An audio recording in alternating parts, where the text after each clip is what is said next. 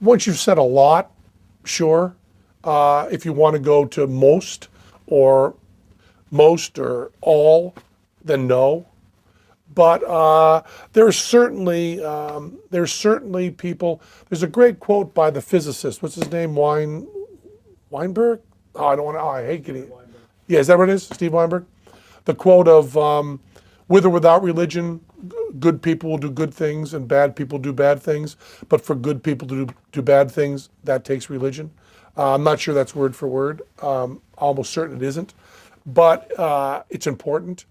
I think it's not religion. It's much deeper than that. My beef is not with religion per se. My difference of opinion is with objective and subjective reality. Einstein said, the big question is, when you turn away, is the tree still there? And I talked to Richard Feynman about this and Murray Goman. There's a feeling that in particle physics, the experimenter effect, a lot of that stuff is distorted. I believe very strongly that there is a physical reality that my perception does not change. Now, you can make the argument that we're all just brains in jars, the matrix, and that all of this is an illusion. And that is an airtight argument. You can't refute it. But let's just say it's not that. I think there's a real reality out there.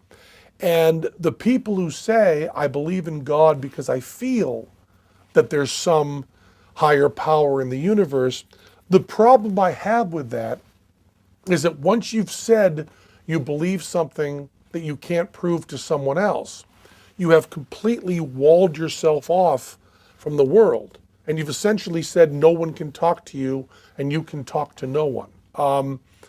You've also given license to everybody else who feels that.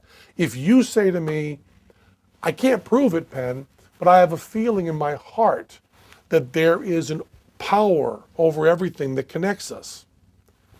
Why can't Charlie Manson say, I can't prove it, but I have a feeling that the Beatles are telling us to kill Sharon Tate and that the race riots are coming? Why can't Al-Qaeda say, I have a feeling in my heart that we need to kill these particular infidels?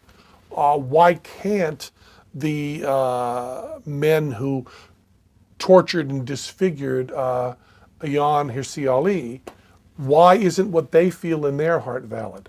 The problem is, if you have a sense of fairness, simply by saying you believe in a higher power because you believe in it, you've automatically given license to anyone else that wants to say that. So I would rather be busted on everything I say, and I am. When you've when you've put yourself out on television and on radio as someone who really does believe in objective truth, there is not a sentence that I will say in this interview that won't get 3 or 4 tweets of somebody with information busting me on it. And they're right. Very rarely am I busted on something where I'm right. If someone's taking the trouble to let me know I've said something wrong, chances are I'm wrong. So, but that's the world I want to live in. I want to live in a world of a marketplace of ideas where everybody is busted on their bullshit all the time, because I think that's the way we get to truth. That is also what respect is. What we call tolerance nowadays, maybe always, I'm always skeptical of the nowadays thing. I don't think things get that much different. What we call tolerance is often just condescending. It's often just saying, okay, you believe what you want to believe, that's fine with me. I think true respect, it's one of the reasons I get along so much better with fundamentalist Christians than I do with liberal Christians. Because fundamentalist Christians, I can look them in the eye and say, you are wrong. They also know that I will always fight for their right to say that. And I will celebrate their right to say that. But I will look them in the eye and say, you're wrong. And fundamentalists will look me in the eye and say, you're wrong. And that, to me, is respect.